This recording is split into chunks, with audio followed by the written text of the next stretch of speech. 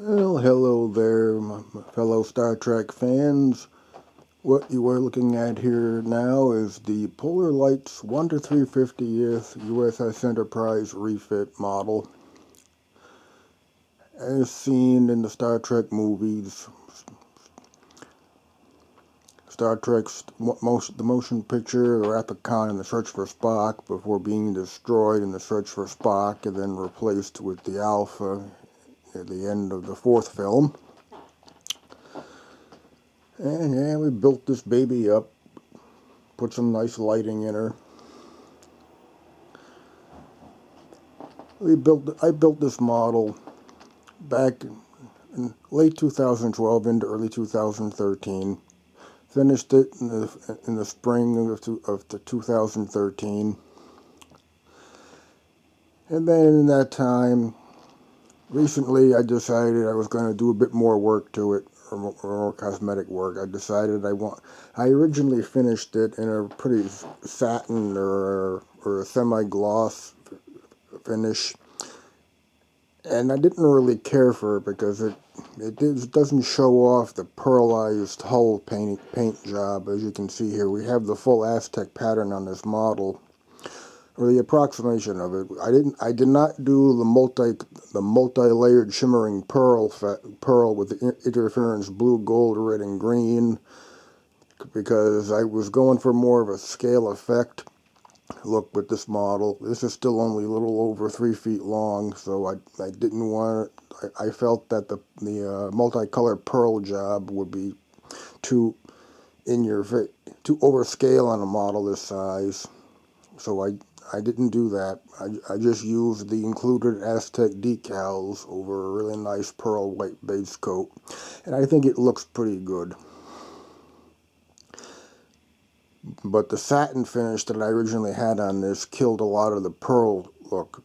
So I decided I was going to refinish it. So I also cleaned it up, imperfections, fixed some scratches that got onto it, gave it a light wet sanding, smooth some things out, then put on a high gloss finish on here that you can see now.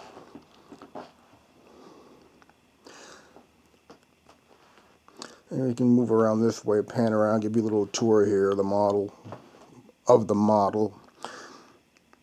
And you can see the shining gloss and the pearlized effect, the pearl look on the hull. In this angle, you might be able to see the Aztecing on it.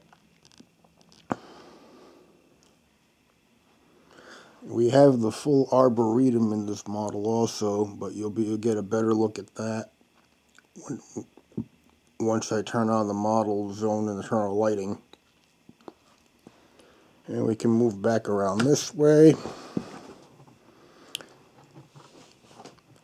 And you can see up into the landing bay and the hangar deck. Or actually, no, the hangar deck is actually below. It's below the landing bay, but you can see the little landing bay up into the cargo bay.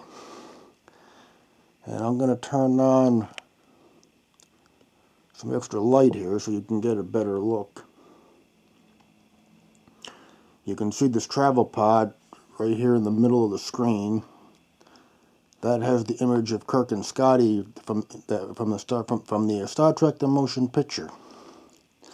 When they left the orbital dry dock to take the little short trip out over to the Enterprise in dry dock, where Scotty gives Kirk that tour around the ship before bringing him aboard so he could relieve Decker and assume command of the ship himself. There's quite a bit of photo etch detail work inside here. You can see some of it. All the photo etch brass is from Paragrafix. And you'll see more once I turn on the ship's own lighting inside of it.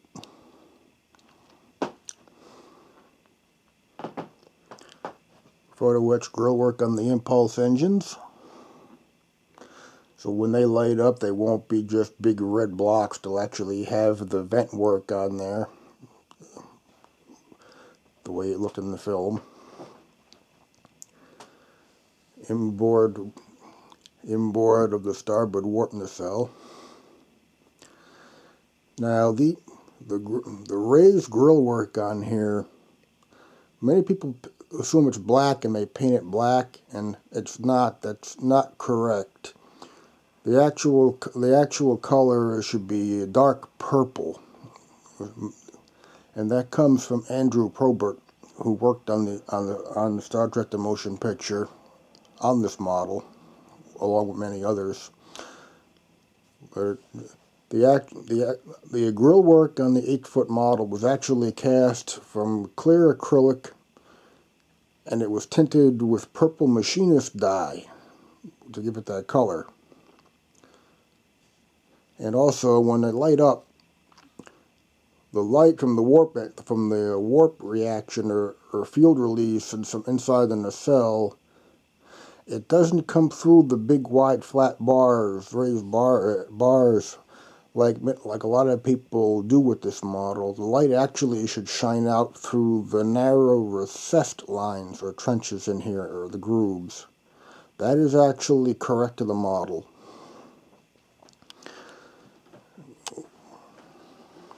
Pan over to the starboard side. Now, again, a lot of people paint the outboard parts of the warp nacelles here. They paint these black, and that is also not screen correct. And according to Andrew Probert, again, the correct color for the studio model here is actually aluminum.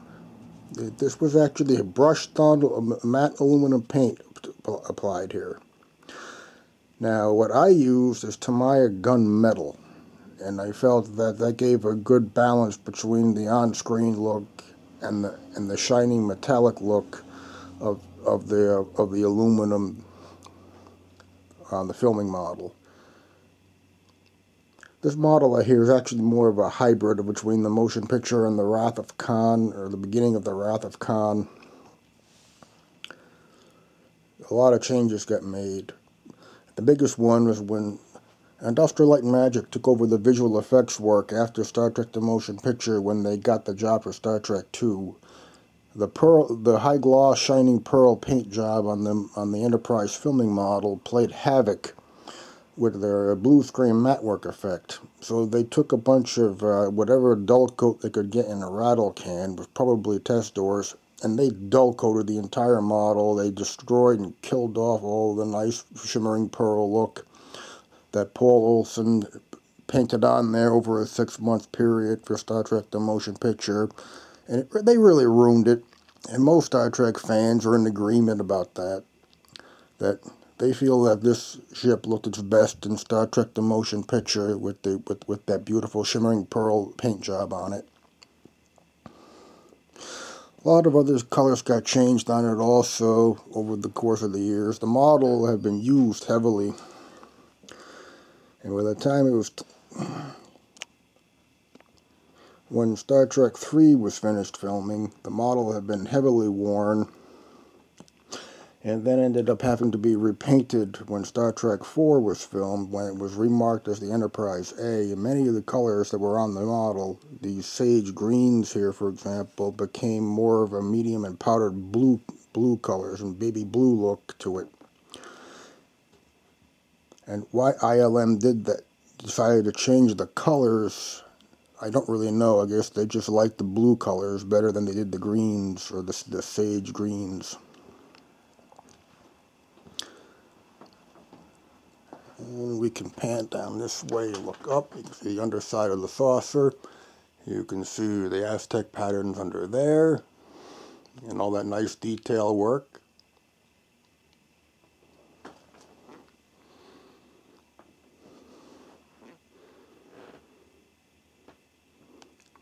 Pan up over the saucer.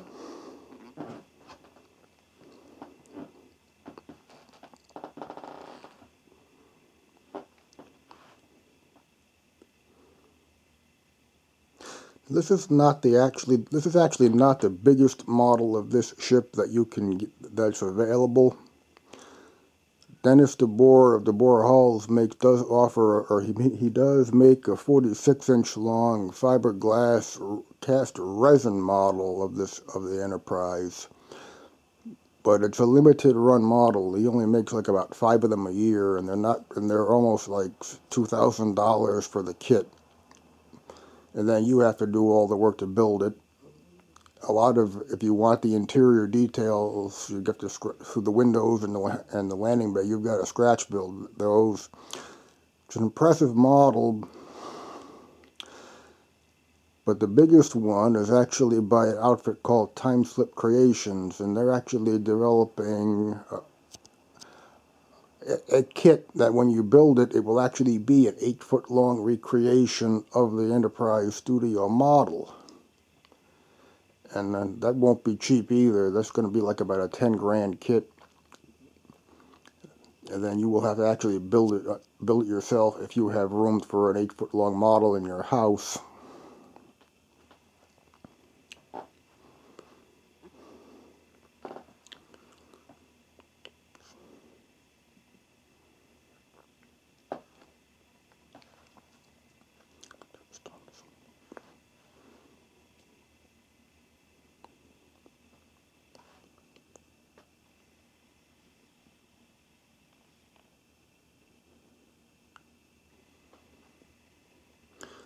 Back up a bit here.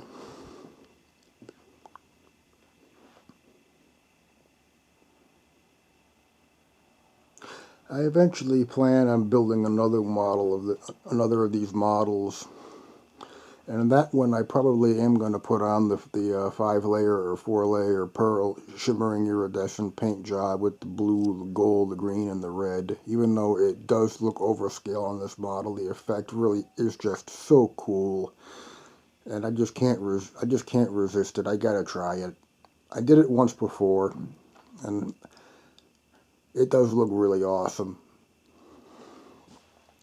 And also, since I built this thing, some better electronics have become available for it. Tenant Controls has some much nicer control boards now, so you can actually have photon torpedoes that will actually power up and then pulse flash like they're actually firing, and they have the sound effects to go with it. And the same thing for the phasers. You can actually have the phaser emitter turrets can actually now light up like they're actually firing phaser beams, and then it has the sound effect to go with it. A lot newer stuff is now available that can be incorporated into this model. The way I have mine set up is that when you first power it up, the windows and everything will light up. The deflector dish will fade up from off to amber, like in standby power mode, or like if she was. We never really saw the motion picture of the movie Enterprise orbiting a planet in standard orbit like we saw the Enterprise doing in the classic series quite often. But my assumption would be once they have the ship assuming into a standard orbit, they would power down the warp and impulse engines, and the deflector would probably power down into standby mode. It would probably be amber, well in planetary orbit, when there's no real immediate action going on, and the ship is just leisure.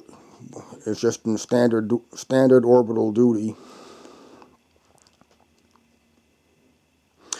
But then I have a switch incorporated that when you flip it, the deflector will then fade up from amber, will then fade to blue, and then the warp and impulse engines turn on at the same time. And then I have the photon torpedoes on a separate switch so I can arm and disarm them. Just turn them red or turn them off. And I put the floodlights on the separate switch also. But I very seldom ever just show the thing off with the floodlights off. It looks really cool with them on.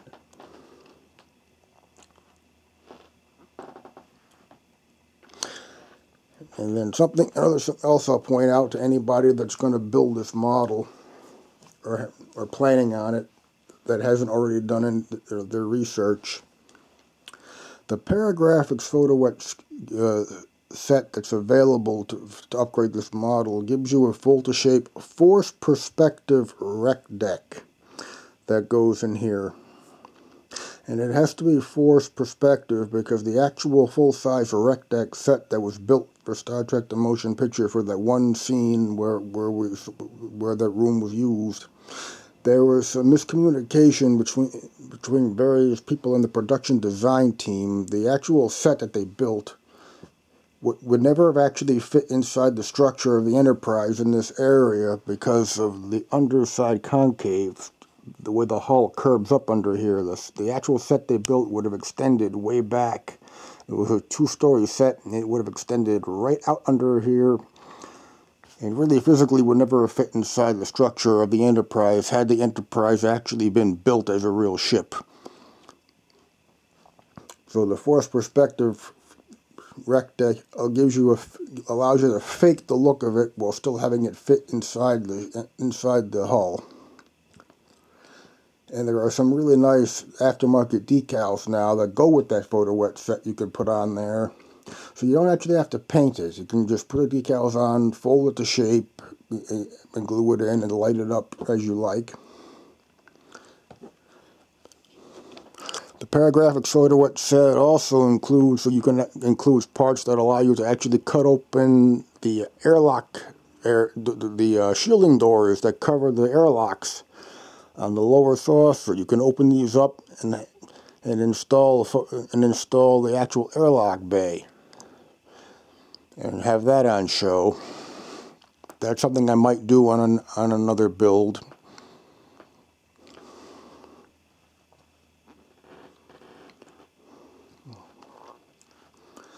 Alrighty, I'm going to turn the model's lighting on itself now because I know that's what most of you really want to see.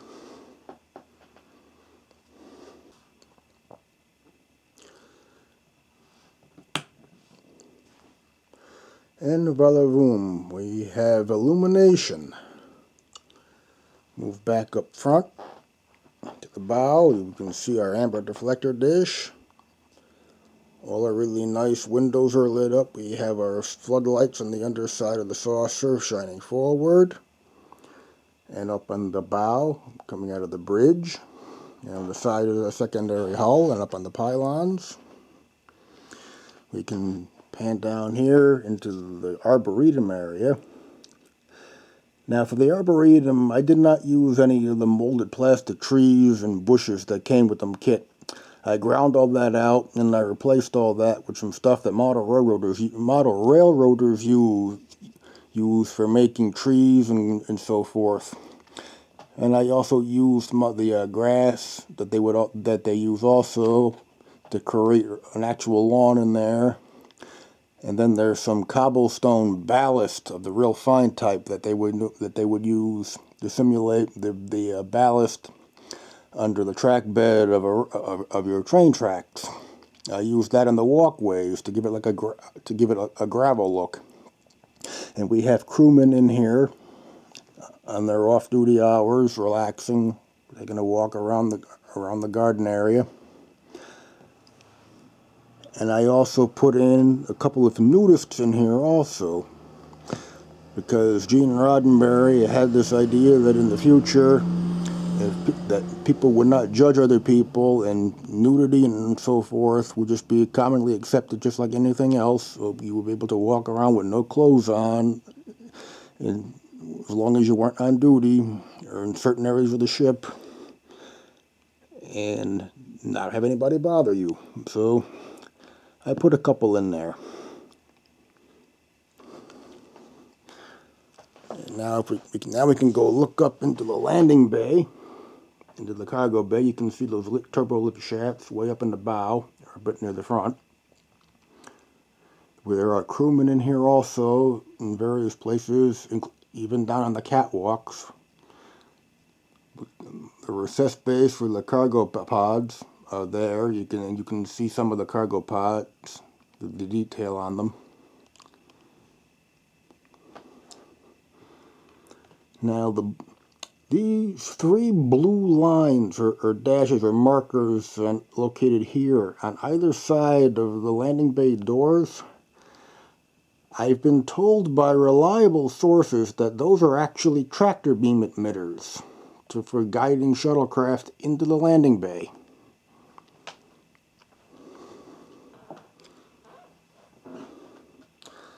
And now we can look up into the officer's lounge area. I can zoom in a little bit here. That's too much, but we'll back her up.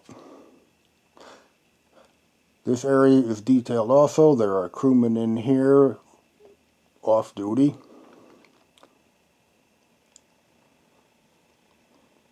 And they're up on the view screen. You can't see it because it's just too dark and the camera just won't focus tightly enough through there, but up on the view screen there's the image of there's the backlit image of the warp engine that you saw in the director's cut of the Star Trek The Motion Picture in that scene in the officers lounge area just before they intercepted V'ger.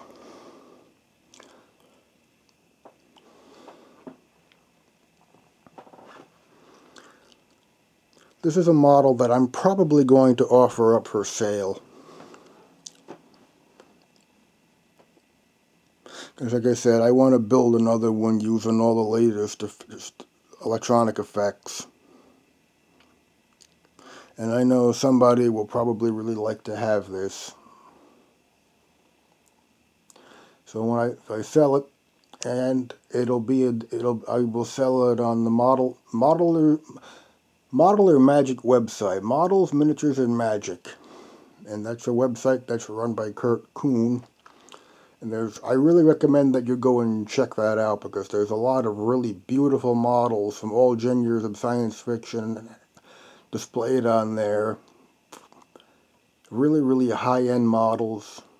Not all of which are for sale. Most of them are not. They're on display in like an online gallery. Really, really nice work. I really recommend that you go and check that out. And the models that are for sale on there are not cheap either. These are models for high-end collectors and not toys for children. I mean, you're not really going to let your grandkids fly this around the living room anyway.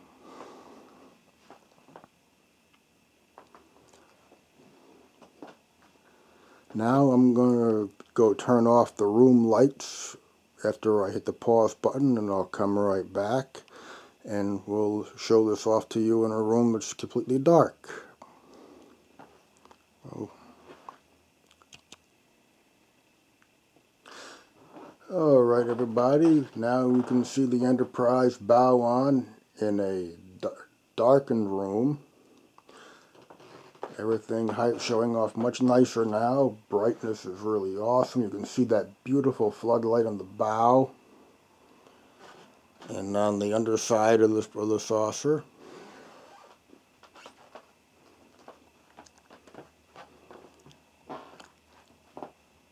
As we fly around the hull.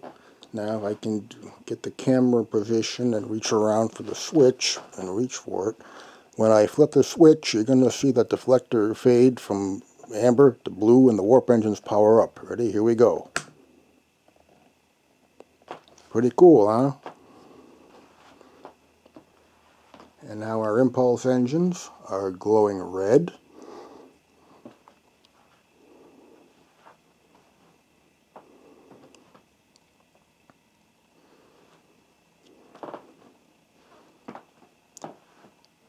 And I can move over this way.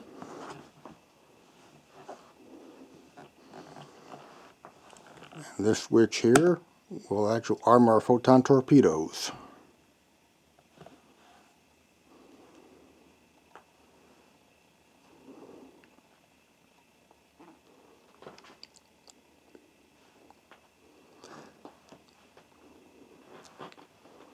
And we got this nice shot here right at the bow, reminiscent from one of the closing scenes in Star Trek The Motion Picture after the V'ger ship particleizes, and then V'ger has consciousness, merges with Commander Decker's, and they ascend to a higher plane of existence.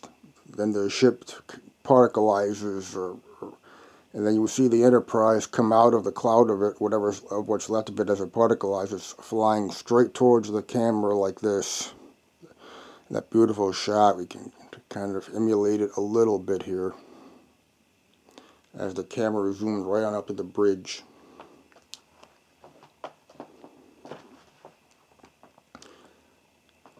And this angle here, I guess this is also reminiscent of the flyby sequences in the film, in the movie, as the ship flies by the camera. It's kind of hard to do this when you don't have a steady cam. I'm just doing this by hand. I'm trying to have a little fun here. I am by no means a professional presenter here. I mean, this is not a pre-rehearsed speech or anything at all. I'm just making this up as I go along here, from what I know from memory. Just trying to show off this model here for your viewing pleasure. I'm not a professional presenter. I don't pretend to be one. I don't figure I ever will be one.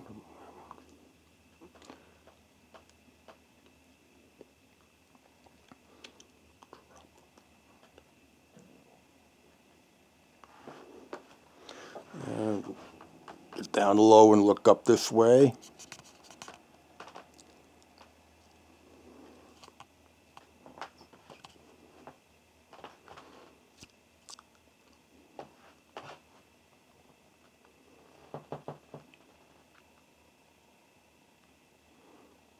This is a pretty hard model to actually build, because depending on how much electronics you want to put in it and how kind of patience you have with running wiring and planning your wiring out.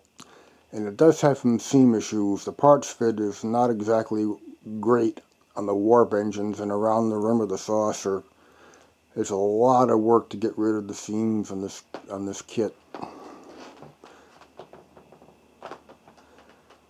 But if you do it right, it's really a spectacular model to have on show in your living room or your man cave or a woman cave. There are many women out there that are heavily into Star Trek, and many of them also build models, believe it or not. So I mean, this is not a guy's or a male exclusive hobby or activity anymore, or it never was. Because I know some ladies that build some really nice models.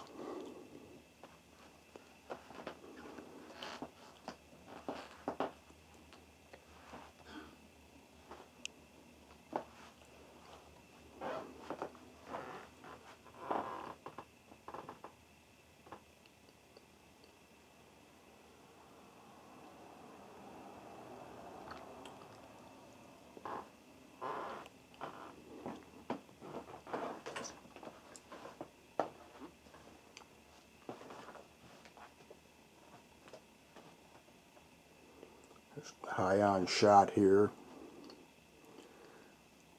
Almost like when they went into warp in the movie. A similar angle.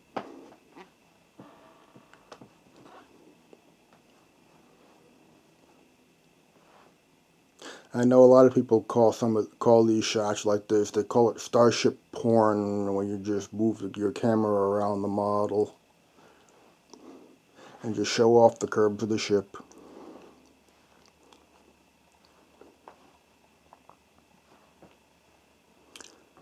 Alright, fellas and folks and ladies and gentlemen, I'm going to knock off here now, and because this video is gonna run long.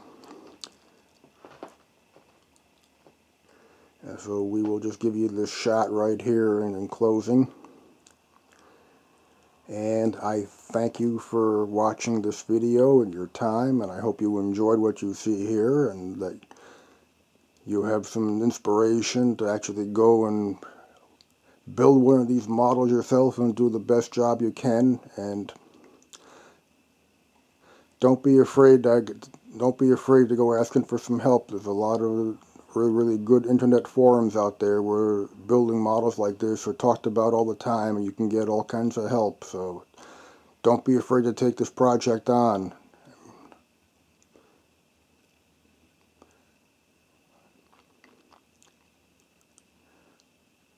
Alrighty, and everybody, depending upon where you are in the world, have a wonderful morning, afternoon, or evening, and take care.